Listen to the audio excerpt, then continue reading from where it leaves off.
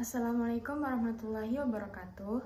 Perkenalkan, nama saya Melisa Herniadi, mahasiswa aktif Unwahab, program studi Ekonomi Syariah semester 2. Di sini saya akan melaksanakan tugas TSIPD ISD, yakni membuat video edukasi.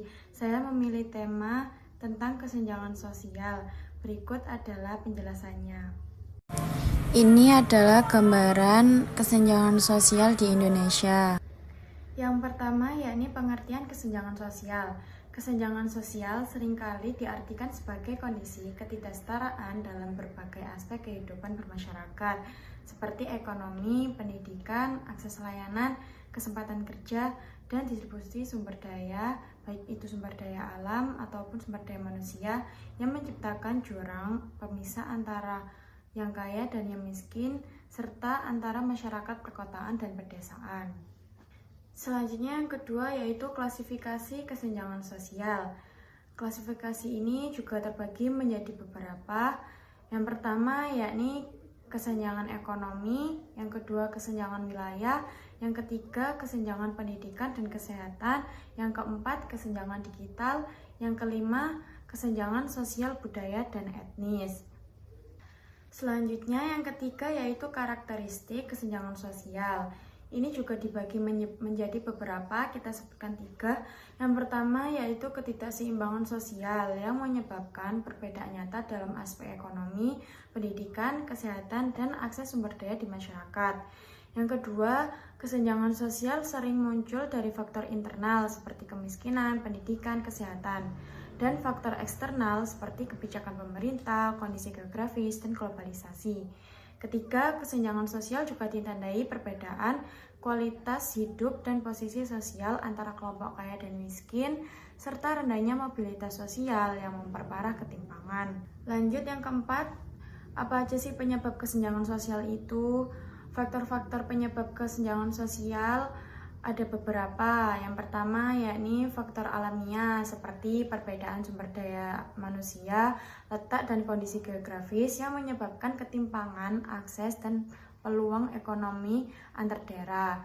Yang kedua, faktor non-alamiah seperti pengaruh globalisasi, kebijakan pemerintah yang tidak merata, kondisi demografis, serta faktor internal seperti kemiskinan, pendidikan, dan kesehatan yang terbatas.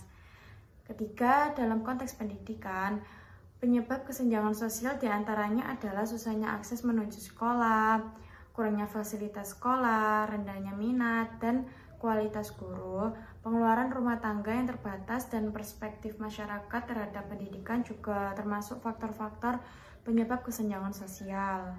Yang kelima, yakni akibat-akibat yang ditimbulkan oleh kesenjangan sosial. Itu juga terbagi menjadi beberapa. Yang pertama yakni menimbulkan ketidakpuasan dalam masyarakat yang dapat berujung pada ketidakstabilan sosial dan politik, sehingga mengurangi kepercayaan investor dan menghambat pertumbuhan ekonomi. Yang kedua, meningkatkan tingkat pengangguran dan menurunkan daya beli masyarakat yang berdampak negatif pada stabilitas ekonomi.